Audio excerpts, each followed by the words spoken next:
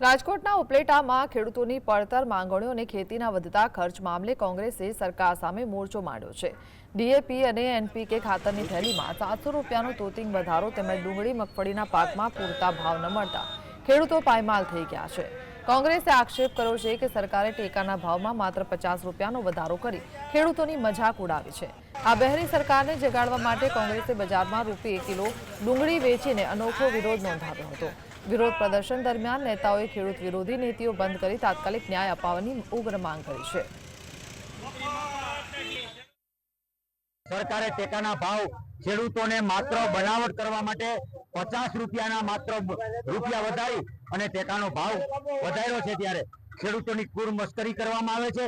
ખેડૂતોની ડુંગળી અને જેવા પાકો છે એનો હાવ નહીવત ભાવ છે, જે બજારની અંદર અને ખેડૂતોને છેડે નાખી દેવી પડે એવી પોઝિશનમાં રૂપિયા કિલો ડુંગળી વેચવાનું નક્કી કર્યું કે ખેડૂતોની પડતર કિંમતથી પણ ઓછા ભાવે ડુંગળી વેચવી પડે એવી ખેડૂતોની હાલત છે।